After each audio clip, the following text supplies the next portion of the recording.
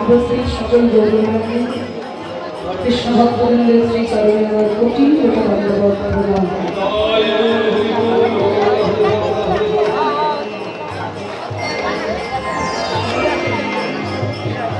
আজকে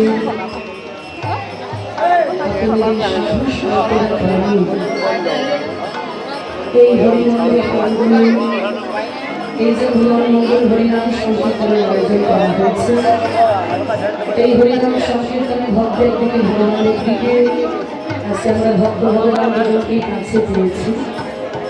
সেইখানে গৌরবন্দের কথা রস আস্বাদন এ আমার বহু জন্মের সৌভাগ্য।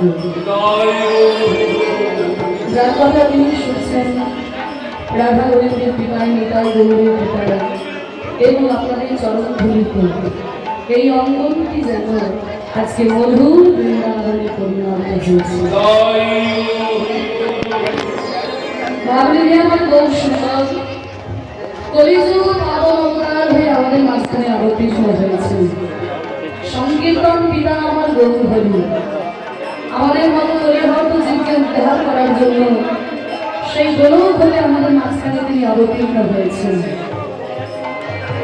দেখুন চৈতন্য মহাপ্রভু সম্পর্কে এই যে পদাবলীটি গৌরচন্দ্রিকা স্বরূপ গাইছে, এই পদটিকে বলা হচ্ছে কি না বড় অবতার ভাই বড় অবতার, দেখো পতিতের বিদায় হলো প্রেমের ভান্ডার।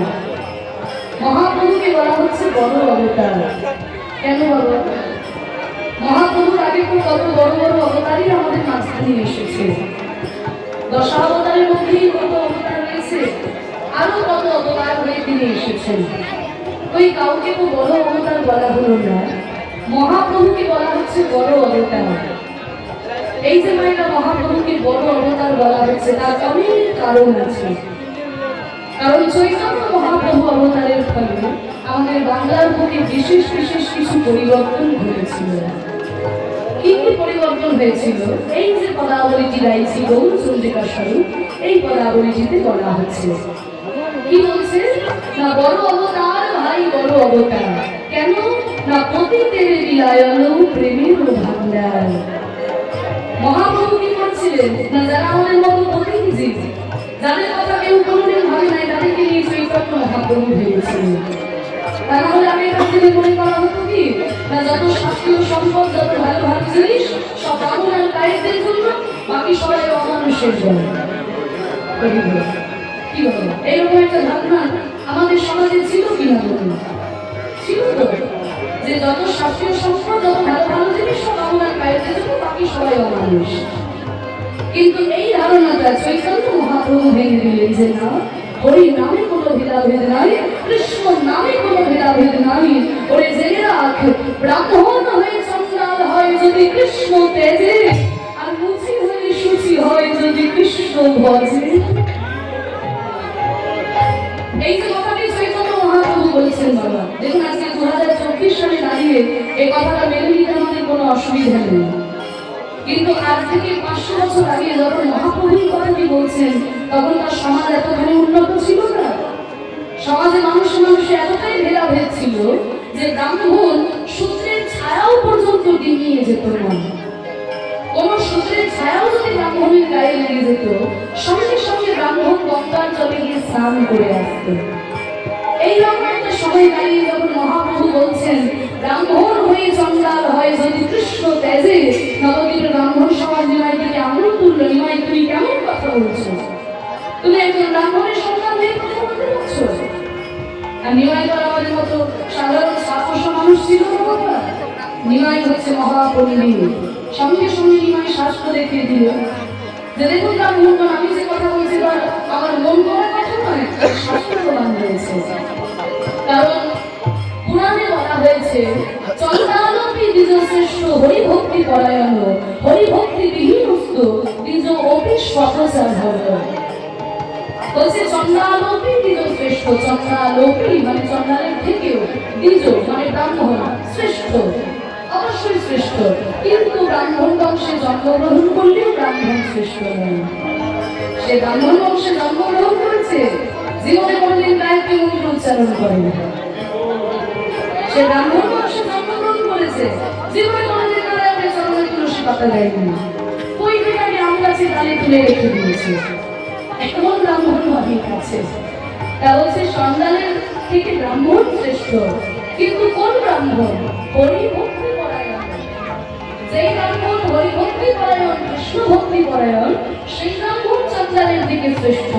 কিন্তু সাবধান করে দিচ্ছে হরিভক্তি বিহীন বস্তু। যদি কোনো ব্রাহ্মণের হরিভক্তি না থাকে, তাহলে দ্বিজ অপি মানে ব্রাহ্মণ হয়েও স্বপচ হবে। স্বপচ মানে হচ্ছে চন্ডাল। তালব শৈবয় স, দন্ত শৈবয় সন, তালব শৈবয় স মানে হচ্ছে কুকুর। আগেকার দিনে যারা ওই চন্ডাল রাস্তার কুকুর ধরে ধরে রান্না করতো, তাই হচ্ছে স্বপচ পচ করে রান্না করে।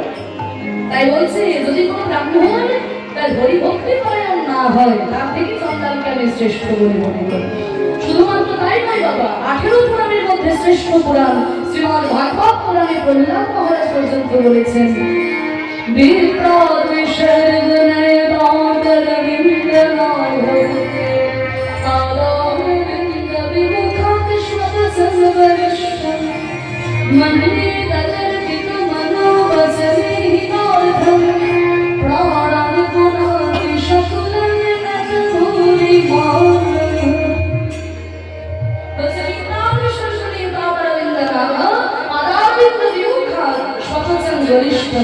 ব্রাহ্মণ দ্বাদশ সংযুক্ত ব্রাহ্মণ, কিন্তু সেই ব্রাহ্মণ যদি ভগবানের চরণদুটো থেকে সরে চলে আসে, তাহলে সেই ব্রাহ্মণের থেকে আমি চন্ডালকে শ্রেষ্ঠ বলে মনে করি। সপচান গরিষ্ঠ।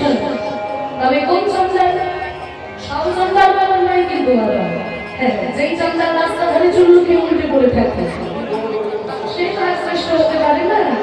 তাহলে কোন চন্ডাল শ্রেষ্ঠ? দেখুন ভাগবতে বলেছে যেই চন্ডাল ভগবানের উদ্দেশ্যে 5টা জিনিস সাধন করতে পেরেছে। 5টা জিনিস কি? মন্দির প্রকল্পিত মনোবচনে হিতার্থন। মন দিতে পেরেছে ভগবানকে, বচন দিতে পারে ভগবানকে, ইহিত মানে কর্ম দিতে পেরেছে ভগবানকে, অর্থ দিতে পারে ভগবানকে, দরকার হলে প্রাণ পর্যন্ত দিয়ে দিতে পারে ভগবানের উদ্দেশ্যে।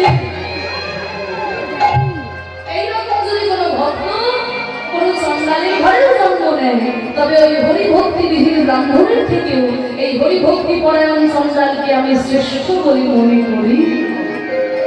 তাহলে কথাটি কি বলছেন প্রহ্লাদ মহারাজ? বন্ধুদের সত্য যুগে দাঁড়িয়ে বলছেন।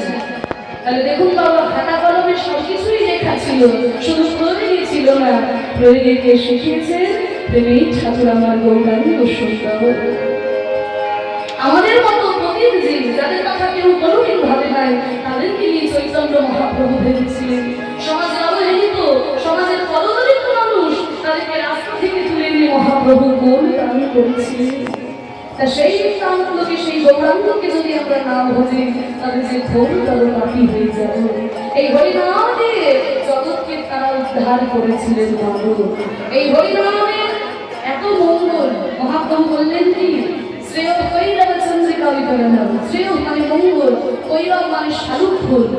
দেখবেন চাঁদ উঠলে পরে যখন শালুক ফুল আপনা আপনি বিকশিত হয়ে যায়, ঠিক তেমনি কোনো এলাকায় কোনো অঞ্চলে যদি কীর্তনরূপী চাঁদের উদয় হয়, তাহলে সেই এলাকায় সেই অঞ্চলে মঙ্গলরূপী শালুক ফুল আপনা আপনি বিকশিত হয়ে যায়।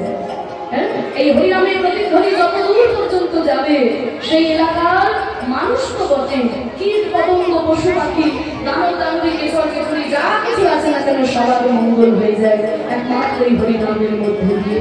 তাই আসুন আজকে যখন আমরা সকল ভক্ত সমবেত হয়েছি, আমরা সবাই মিলে প্রভুর শ্রী চরণে প্রার্থনা জানাই। এই কলির ঘোর অন্ধকারে অবতীর্ণ হয়ে মহাপ্রভু যেমন যে অজ্ঞান অন্ধকার দূর করে দিয়েছিলেন, তেমনি আমার হৃদয় থেকেও যেন অজ্ঞানতার অন্ধকার দূর হয়ে যায়, আমরাও যেন প্রভুর শ্রী চরণ ঠাঁই পেতে পারি। আমরা সবাই মিলে তার চরণে প্রার্থনা জানাই। তুমি মঙ্গল করে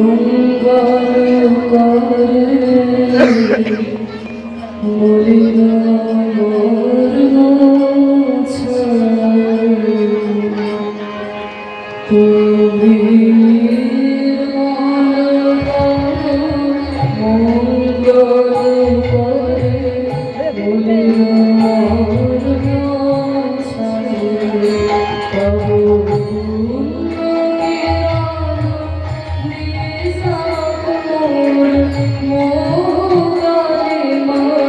ঘুচায় বলিলাম